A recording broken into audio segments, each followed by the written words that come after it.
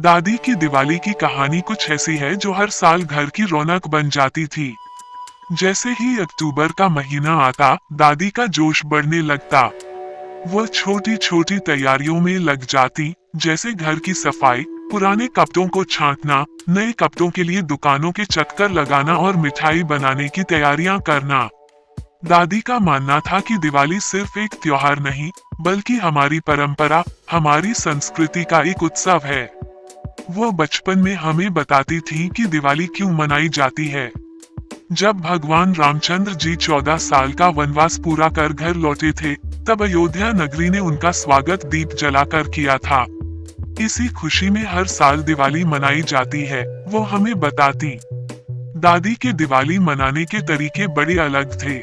जहां आजकल लोग सजावट के लिए बाजार से चमकीले लाइट्स खरीद लाते हैं, वहीं दादी हर साल तेल के दिए बनाती।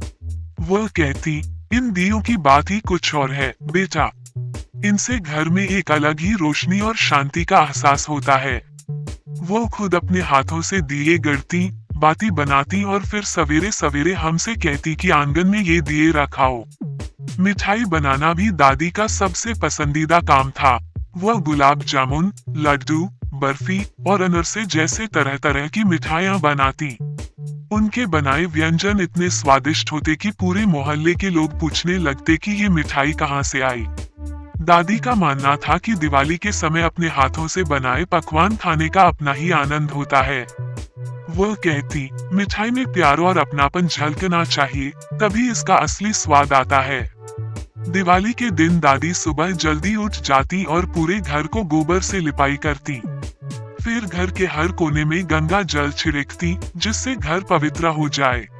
वो हर दीवार पर रंगोली बनाती और हमें भी रंगोली बनाने में मदद करने को कहती।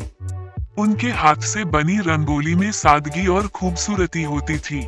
उनके लिए रंगोली बनाना एक कला थी, जिसमें प्रकृति और संस्कृति की झलक दिखती थी। जब शाम होती, तब दादी लक्ष्मी पूजन की तैयारी करने लगती। वो अपने पुराने बक्से से चांदी के सिक्के निकालती, जिसमें उनके माता पिता के समय के सिक्के होते। वह कहती कि इन सिक्कों का पूजन करने से घर में बरकत आती है।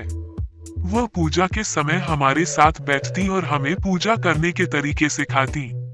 लक्ष्मी माता का स्वागत ऐसे करती जैसे कोई घर की अतिथि आई हो। दादी के कहने पर हम दियों की कतार बनाकर पूरे आंगन और घर को रोशन करते। वह कहती कि दीपक सिर्फ रोशनी नहीं, बल्कि हमारे अंदर की सकारात्मकता को जगाने का प्रतीक है। जब तक अंदर से उजाला नहीं होगा, बाहर का उजाला फीका लगेगा। यह बातें दादी के विचारों की गहराई को दर्शाती थी और हमारे मन को बहुत छू जाती। दिवाली की रात में पटाखे जलाना भी दादी का एक अलग अंदाज था। वह कहती, बेटा, पटाखे जलाना ठीक है, पर ध्यान रखना कि किसी को तकलीफ न हो। पटाखे खुशी के लिए हैं, न कि किसी को डराने के लिए। वो हमें छोटे छोटे पटाखे जैसे फूलझड़ी, अनार और चक्री ही दिलाती और बड़े पटाखों से दूर रहने का कहती। उनकी यह सीख हमें हर दिवाली याद रहती थी। रात में जब सभी पटाखे जलाकर थक जाते और मिठाई खाते, तब दादी एक और कहानी सुनाने लगती। वह कहती, दिवाली की असली खुशी तभी होती है जब हम दूसरों के साथ बांटें। अगर किसी गरीब के घर दिया नहीं है तो उसके घर एक दिया जलाने में मदद करो, तभी लक्ष्मी माता प्रसन्न होंगी।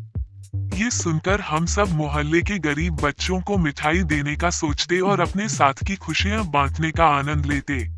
दादी की दिवाली की कहानी में एक गहरी शिक्षा होती थी। उनके लिए दिवाली बस एक त्योहार नहीं थी, बल्कि एक ऐसा समय था जब हम अपने परिवार, दोस्तों और समाज के प्रति अपनी जिम्मेदारी को समझ सकें।